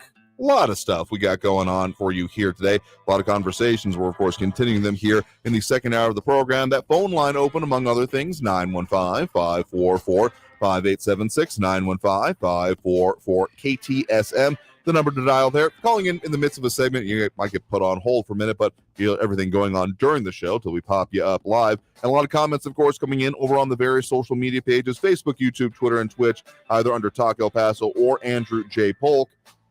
Maria Coleman bringing up a different issue, I think, here, saying that El Paso has been declared a sanctuary city by officials. There's a complicated history with that, even when it comes to court cases that entities here in El Paso, particularly the sheriff's department, has been involved in, but saying that specifically she's seen an uptick in males sleeping under overpasses in northwest El Paso. Some are under the influence of drugs and alcohol. Seem to be a tolerant attitude regarding it. If you call to report it, they disappear. If not, they stay. Wouldn't necessarily say I've seen anything similar quite as much to what you're talking about, even though Northwest is, I guess what we're now calling Northwest, still sounds weird to my mouth, but in any case, so that's kind of my stomping grounds, I guess you could say. Noticing it quite to the level you're talking about there, but I will say that it is a pervasive issue. I guess maybe I'm not having a good time discerning between the people in the medians that are fundraising for something or panhandling. Maybe I need to be better about that, because I've probably seen more of that. But in any case, I mean, there's a complicated history again with with El Paso enforcement of that kind of things here. But more comments coming in, of course, over on there, including Kathy Coterie espousing a happy wife, happy life in reference to a different incident previous. Yeah. I will agree with that in general, and I'm sure my spouse will be very happy to hear that. But in any case, more calls on the line. Again, that number to call, 915-544-5876, 915-544-KTSM. We do have Stephen on the east side here with us right now. Stephen, thanks for joining us. Yeah, I just wanted to add to what you two Andrews were just talking about first the invisible statistics that you were talking about. Like if people feel like if they break into a home, then they're likely to get shot, that in and of itself is quite a strong deterrent. And it's a very real scenario. And I've always felt that one of the reasons why historically El Paso has been considered one of the safest cities is because, there's a lot of military here. And if you want to break into someone's house and rob their house, you're really putting yourself at risk to get shot. So that deterrent is real, and I think it does work, and you won't see stats on that. I mean, that's true, particularly if there is, again, no physical evidence of the altercation or any incident like that having happened. Again, if no shots are fired, if no one gets hurt, no police report filed, all of that then leads to it being a statistical invisibility, essentially, when it comes down to it. I mean, Texas also has a few other things going for it in those regards. I mean, the whole castle doctrine, even if there was a notable case, New Mexico often falls by the wayside in this kind of a conversation, but some of the laws and the way they are structured when it comes to self-defense, personal defense, property defense is interesting. I'll just put it that way, as it's not quite germane to what you're talking about here. But I'll also say El Paso has long, at least in my opinion, had an interesting relationship when it comes to gun laws and gun rights. I mean, I know that the conventional wisdom is that we're the blue corner of a red state, even though I'd argue we're more purple than anything. Gun rights and people's attitude towards it. I mean, how many people, go out to the unoccupied areas of the desert, or should go out to unoccupied areas anyway, whenever they go for range time or doing things like that. It's always just been a weird relationship here compared to other, what I would call actually blue cities, where they start having ordinances or things against certain levels of possession, those kind of levels that it's never even really been hinted at here in our region, I don't feel like, anyway. Yeah, I mean, you'd really have to be very uneducated, crazy to decide to break into someone's house in Texas. Yeah. And then my other thought was, I was remembering back to Rudy Giuliani and New York City, the way there used to be a lot of crime problems there. And what they decided to do was not just really enforce the violent crimes, but they really started to enforce even the smaller crimes, because there's something about just kind of an environment where there's chaos, where people just blow off, any laws, or they jump over the turnstiles to get into the subway and all that kind of stuff. If people are being allowed to do that, then they kind of feel like there's this environment of lawlessness, and that kind of emboldens criminals to do even more. So what they did is they even started enforcing all of these kind of small things. I mean, jaywalking, just all these little things. And that was how they were able to get the crime so under control under that administration when Giuliani was mayor. Yeah, it's an interesting concept. I know there are a couple of phrases people may recognize. I mean, stop and frisk is one a little bit fraught and has some controversy behind it, but one of the more interesting ones, because yes, enforcement of even lower level things, because let's also be honest here that there's not in any way sense of the phrase a cop on every corner, and I'd be surprised if that applies to any community within this country, meaning that it relies on people willing to do the right thing and follow the law when it applies here, beyond just, good concepts, to allow these things to be enforced. I mean, I feel like we see maybe a little bit of a relaxing of attitudes on that, which I'm not totally in favor of when it comes to, say, road things, just the incidents of road rage, people just being stupid or forgetting how to drive. Personal gripe of mine. But another aspect of that often gets overlooked is the idea of broken windows policing, which is essentially the concept that not even just the small crimes, which is certainly a part of it, but even just the, minor graffiti, minor property crimes, vandalism, windows being broken, things like that, being out and present and available in a community and visible, meaning that leads to this maybe pervading sense, kind of like you're talking about there, of, well, clearly no one cares about that I mean, it's not that much of a conscious process, but like a kind of, in the back of your head, well, if no one really cares about that broken window, who's to say they're going to care about me tagging this or me breaking into this apparently abandoned building or even this, store, bodega, whatever have you. It's almost this kind of cascading effect. So that's been another very important part of it, about the whole entire concept of rule of law and people willing to actually see that concept in their own lives and in their neighborhoods. Yeah, and the other part of it, too, is that these same people who are breaking the minor laws are oftentimes the same people who also break the major laws. And when you get them for the smaller things, you're also taking them out of circulation to create the major ones.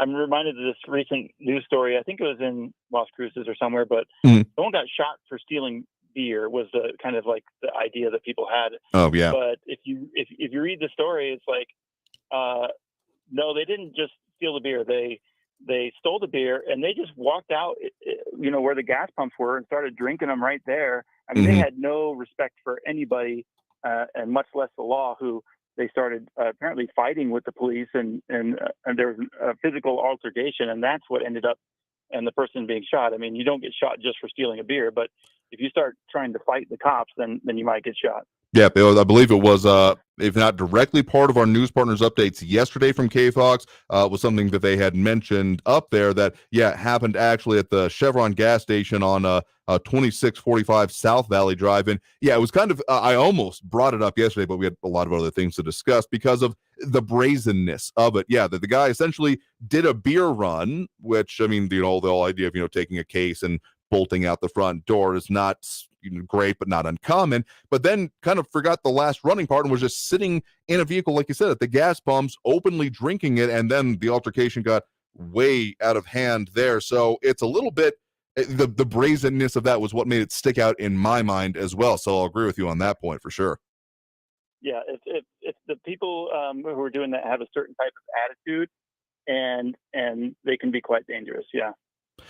Yeah, and again, it comes from a certain amount of reinforcement and reinforcing that pretty much all of us have to do because, I mean, the whole phrase, character is what you do when no one is looking, and so much is also the respect for the rule of law, because just because an officer or a law enforcement official isn't standing right there doesn't mean that these aren't still important things to be done, and it really takes people willing to follow through with that to make it so that this is a concept that is in place. That's, I mean, honestly, we've had conversations about shopping cart theory as well and what that means for a community, but anytime I see people just willing to do the right thing or, follow what is, the community standards without anyone having to tell them to is a sign of a good and healthy community, and anytime that starts falling apart, it's a sign of trouble.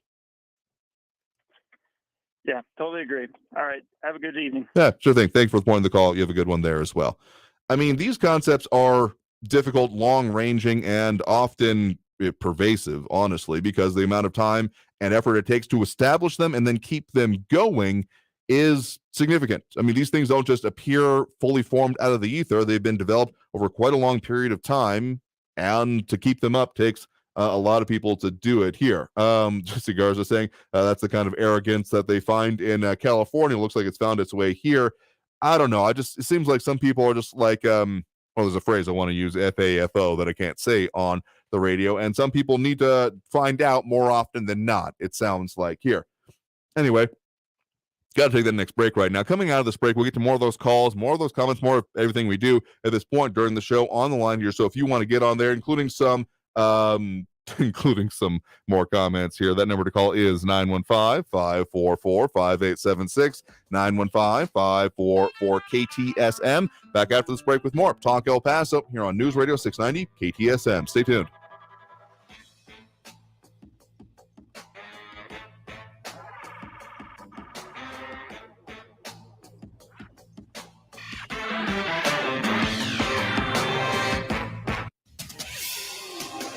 El Paso's News Radio 690 KTSM.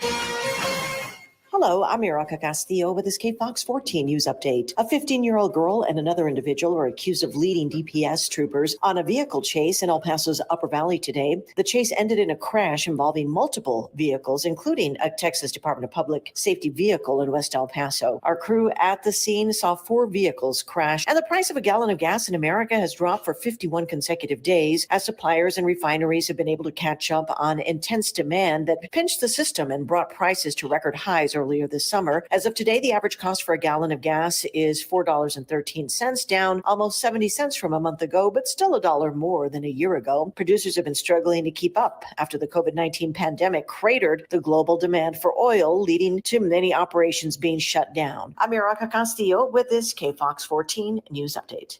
News Radio 690. Traffic all day.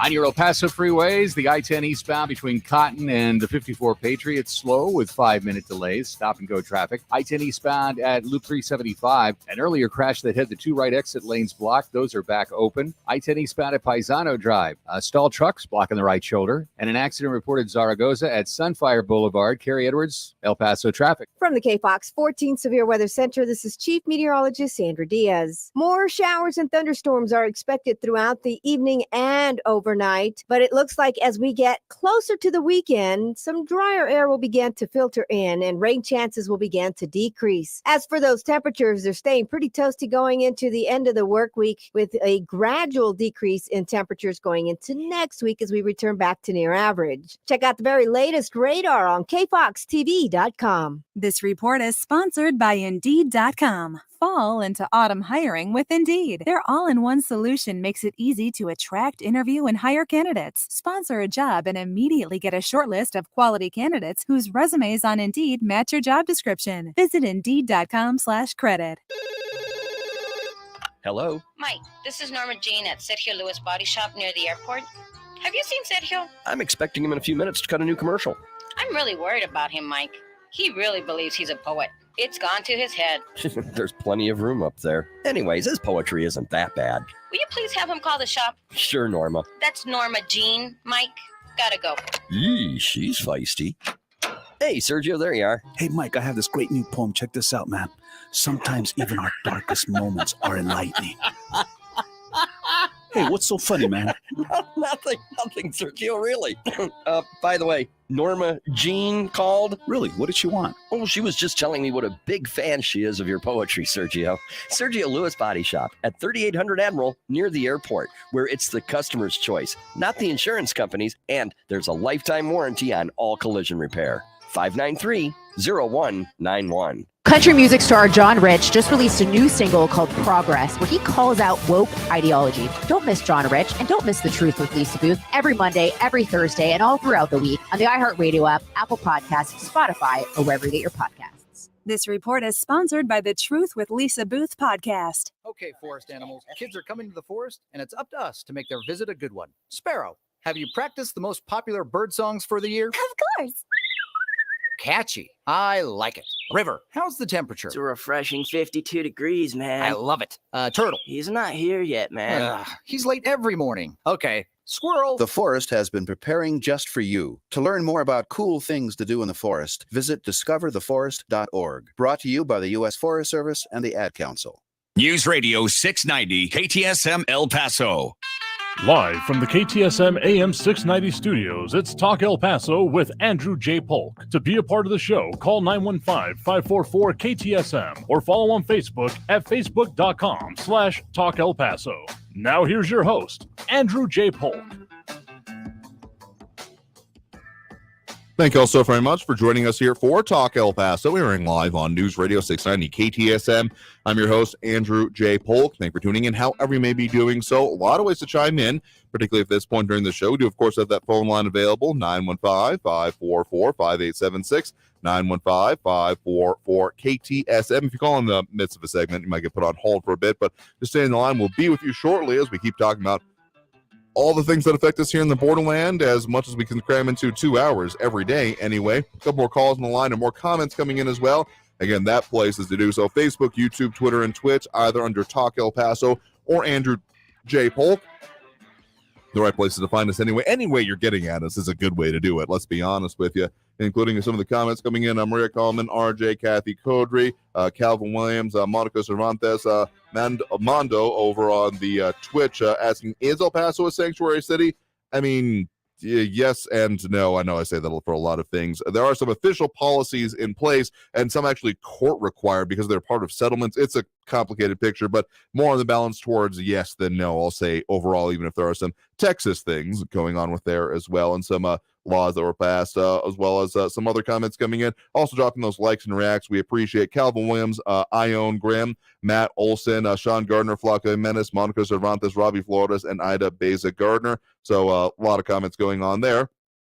And Maria Coleman saying, I believe the majority are law-abiding citizens wanting a better community, but many observe officials breaking the law without consequences or ramifications, so they wrongfully come to the conclusion laws don't matter, leading to the deterioration of society. I mean, really, it's kind of not exactly a weak link thing, as strong as the weakest link, but it does take good examples of people doing the right thing, if no other reason than it is the right thing to do, not because of reward or punishment coming behind it, that keeps a society strong, healthy, and prosperous. And if we start not having that coming from the top down, I mean, the concept of noblesse oblige, that nobility obligates, may not exactly exist, at least for this country anymore. It's considering that we don't and have never had a nobility. The idea of those in positions of power, however they may have come to it, being less than virtuous or less than correct and accurate with their actions does definitely impart, a sense to those below them. So that's why it's even more doubly important for those in those kind of positions to do the right thing,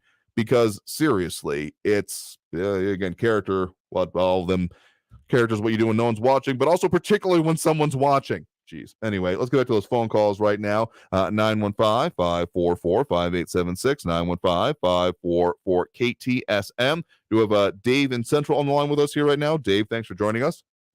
Yeah, I got to tell you that I got a comment for that guy that was talking about Giuliani. Well, first of all, Giuliani's his license has been suspended. But one thing, I believe that the criminal justice needs to be reformed, not just in Texas, but all over all the 50 states.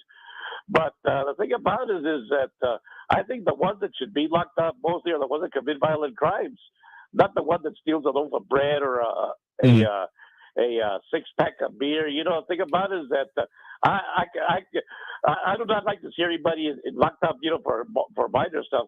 I got I don't know who that guy is, who that Steven guy is, but I don't like his comments.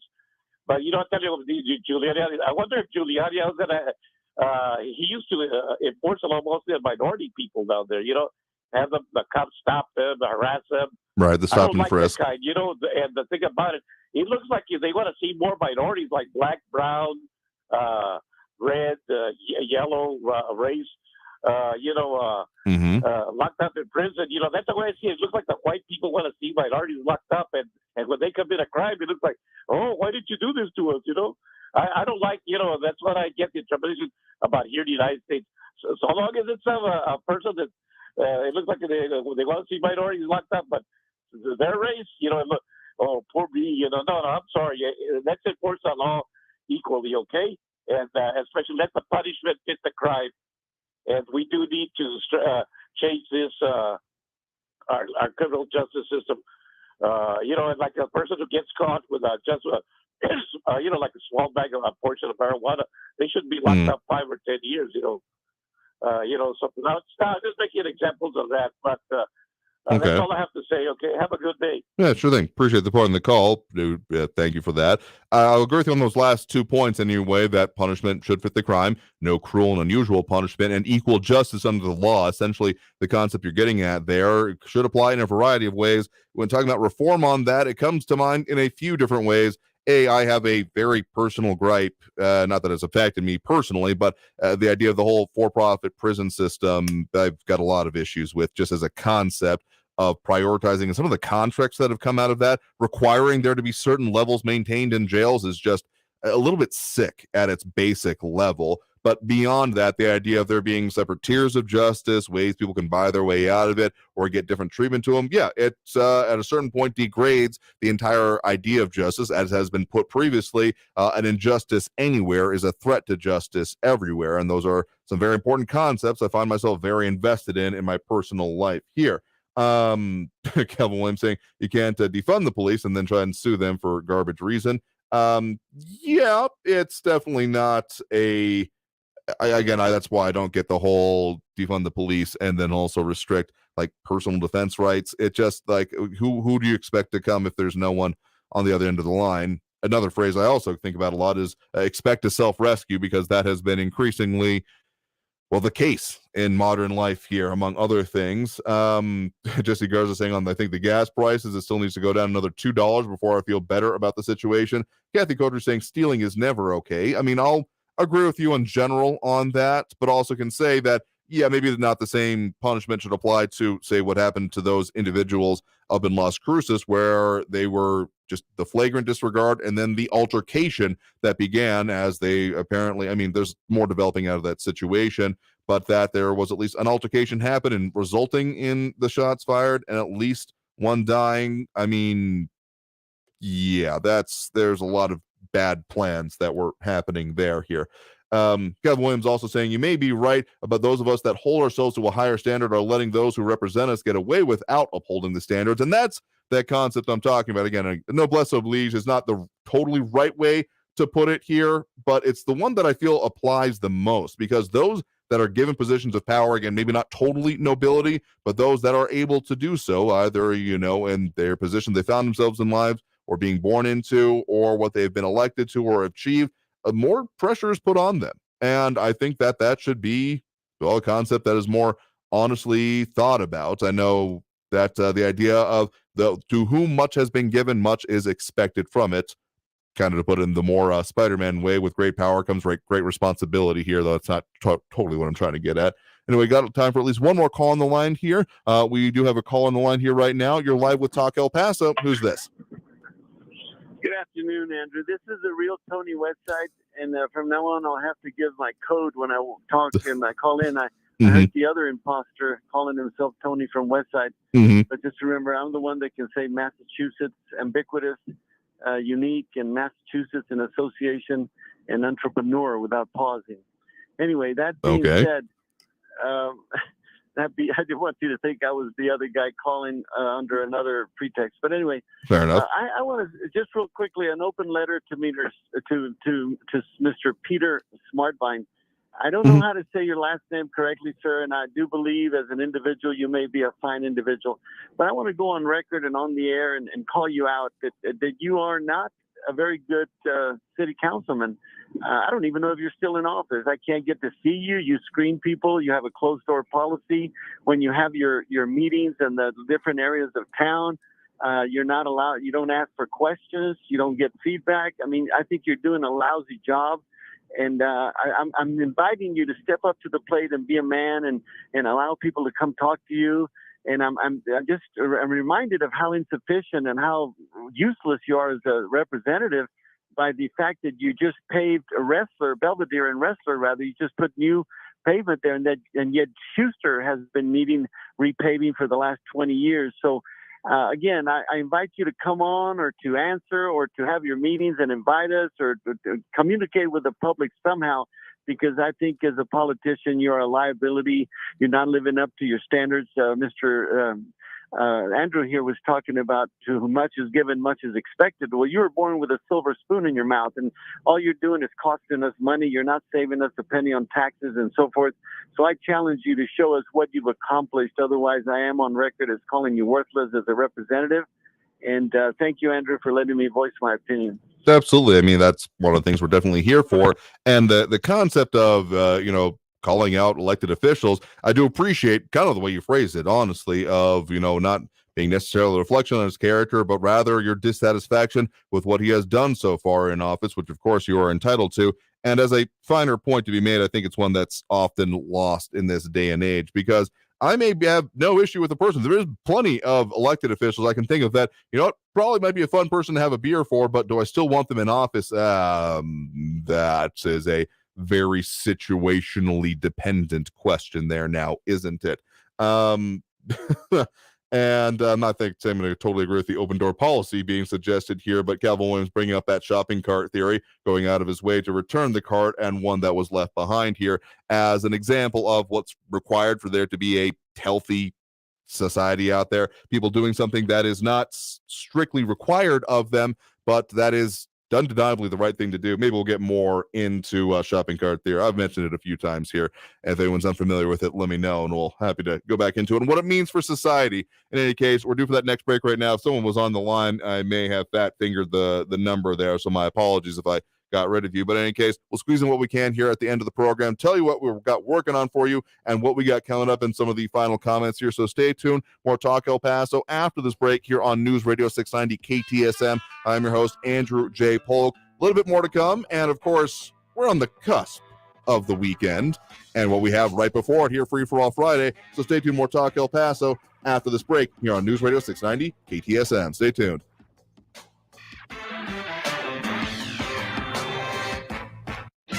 Traffic all day. News Radio 690.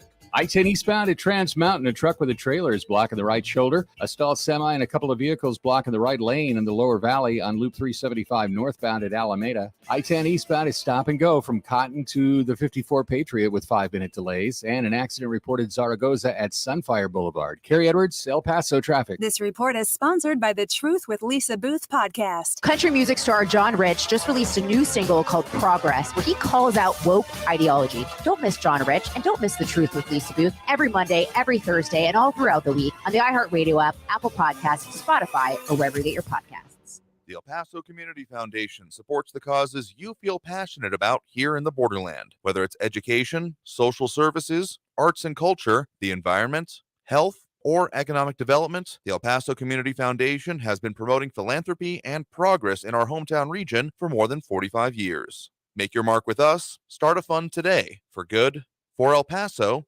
forever. Learn more at epcf.org. That's epcf.org. iHeartRadio Earth is here with little tips for a healthier planet. Save money on gas this summer by observing the speed limit. Gas mileage usually decreases rapidly at speeds above 50 miles per hour. And on average, each 5 miles per hour you drive over 50 miles per hour is like paying an additional 30 cents per gallon for gas. Brought to you by iHeartRadio Earth and the National Environmental Education Foundation. To find more tips for smarter, sustainable living or to take action in your own community, go to iHeartRadio.com/Earth. Paid for by government.com. Have you heard? The United States Mint has issued the Morgan Silver Dollar for the first time in 100 years. Not only that, but they are also minted in 99.9% pure silver for the first time ever in history. Coin experts are calling this an amazing opportunity for anyone that knows the enduring popularity of Morgans. But you must hurry. Only 175,000 legal tender silver dollars were issued. These Morgan Silver Dollars are brand new, bright and shiny legal tender coins minted by the iconic Philadelphia Mint. Just call 1-800-221-1215 and you are guaranteed a new 99.9% pure silver Morgan dollar. The first time in history this has happened. But with limited quantities, you must call now to order. To learn more, call 1-800-221-1215. If you order now, you will receive a free collector bonus, a $25 value free with every order. Call 1-800-221-1215 now to secure your new Morgan Silver Dollars before they are gone. That's 1-800-221-1215. My mom and dad are the best. Ever since they called the early childhood program, I'm doing so much better, and mom and dad don't worry or stress as much as they used to. They seem a bazillion times happier, and all services are free. Parenting isn't easy, so we signed up for the free early childhood program at the El Paso Center for Children. They taught us how to deal with COVID-19 stress and be better parents. Lots of other free services are available. Call 915-500-4105. That's 500-4105. M1EP.com. Superior multifamily property management services citywide. El Paso's News Radio 690 KTSM. Live from the KTSM AM 690 studios, it's Talk El Paso with Andrew J. Polk. To be a part of the show, follow on Facebook at facebook.com/Talk El Paso. Now here's your host, Andrew J. Polk. Thank you all so very much for having joined us here for Talk El Paso, airing live on News Radio 690 KTSM. I've been your host, Andrew J. Polk. We've covered a lot of ground here today, and we will, of course, continue to do so as we get through, however so slightly towards the end of the week. This has definitely felt like a long week, I know, but now getting closer to the end of it. We're doing that Friday thing tomorrow. Of course, Free for All Friday is what we call it, where, I mean, we still got plenty to talk about, but we'll be focused on the comments and calls throughout both hours of the program. 4 to 6 p.m. starting right off the top. There's even some people that call in a little bit ahead of when we actually have the intro go on. I'm not saying you have to do that, but people are that eager, which is why we do it. The pressure relief valve for the week and getting into all those topics here. I mean, there's definitely been a lot of things being brought up here and a lot more comments that have even come in since our last break here, including Monica Cervantes supporting shopping cart theory and what it means, and some more people, again, the idea of open door policy with 120 volts. That's Home Alone style open door policy there. But Ed Clore also calling out glasses aren't big enough for the representative we're talking about there. Listen, you're of course, allowed to have your gripes with it, but I also encourage people, that's why we're going to keep focusing on the elections coming up here. So just as a mention there for you, some things we're working on for you coming up in the future weeks, talking more about those economic situations, including what the R word, in this case, recession, actually means for the borderland. Some of the, more studies coming out recently, even as of today, that we'll have for you in coming days and weeks, as well as more on the voting. What are some of the indications of what this turnout for the midterm election, such as in Texas and other, local areas as well, could be, with some of the analysis been going on so far. Just a couple of things we're working on for you also. Just to bring up that shopping cart theory, in case anyone, I know we've talked about it before, but in case anyone is unfamiliar with the concept, is essentially that returning a shopping cart to the cart corral is universally recognized to be the correct action to take, and yet there is no penalty, realistically anyway, if you don't. I know, yes, in some places they have the little key, the coin thing, you have to put a quarter in and you get it back. So sure, there is an incentive in that case, but I don't know if any of those exist in our area at the very least. I've never actually been to one myself. So they're definitely not the majority of the places where you get and use shopping carts. And sure, there are some places, I think, being mentioned here, Kathy Codry mentioning a Savers solution to cart theft. They have installed a tailpipe on the cart so it can't be taken out of the store. And sure, there are some other methods that people have been willing to institute, including electronic cart locks that can also be disabled. But generally, the concept is that it's the correct thing to do to return the cart and the wrong thing to do to not do it. But there's no adulation nor punishment coming to you, whatever way you do it. So a decent way to judge if someone is truly ready and able to perform more accurately self-rule is if they are able to return the shopping cart. Again, nothing is going to happen to you either way you do it, but it is absolutely the right thing to do. So if people are actually able to do that, perform that. I'm not saying that you can totally judge a community by the state of their parking lots and if they've got a whole herd of carts left on the far edge of it because people are too lazy to take it back, that you should decry that community. But I'm also not saying that it's a little bit of a shorthand for it here. So more commentary coming in on that. But I mean, seriously, do the right thing each and every time you have the opportunity to do so, if only for yourself, because there's amount of, personal and moral degradation that happens, and you may get away with something some of the time. You're definitely not going to get away with everything all of the time. And just being a good person takes practice. It's not something that innately anyone has, but also setting the example is another important thing. But we're getting a little bit more moral philosophizing than I usually like to get. In any case, that brings us to the end of the program here today. I do and have been saying that we have those pre-recorded ways you can leave us messages that we have languished on a little bit. We still do have that pound 250 method out there. If you're really wanting to get at us in between shows, and you do that by dialing pound 250 on your cell phone, call it like it's a number, it will ring, and you can, of course, leave us a message on the line like that. But also on the idea of recession, at least one point that was made by also on the talkback feature on the iHeartRadio app.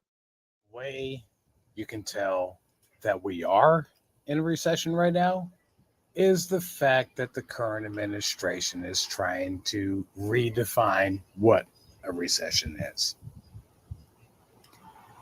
It's that simple. And we know it. We've been in it for months now. They just don't want to admit it. So if you ever want to comment that way, the simple way to do that on the iHeartRadio app, when you're listening to the station, hit that little red microphone and you leave us a message. That's going to do it for us here today. I want to thank everyone who did tune in, call in, comment, participate in the show. We'll do it again tomorrow, 4 to 6 p.m. Free for All Friday is on the deck. So if any of those calls we didn't get to or other comments, we'll get to those further there tomorrow. So in any case, stay tuned. More Talk El Paso tomorrow. And in the meantime, stay safe out there. Look twice for motorcycles when out on the road. And have a great evening, all. We'll see you tomorrow. traffic all day. News Radio 690. On the 54 Patriot northbound of the Cassidy exit, left lane is blocked there by El Paso police trying to move some vehicles there. I-10 westbound at Sunland Park, a stalled vehicle blocking the right shoulder. Right lane is blocked by a vehicle in the lower valley on 375 northbound at Alameda. An injury accident reported Montwood Drive westbound before Lee Trevino, Glen or Treywood as your alternates. Kerry Edwards, El Paso traffic. Portions of the following program were pre-recorded. Text and work. Text and pretend to work. Text and act surprised when someone calls you out for not working. Who, me? Text and whatever, just don't text and drive. Visit StopTextsStopWrecks.org. A message from NHTSA and the Ad Council. Stay informed at KTSMradio.com.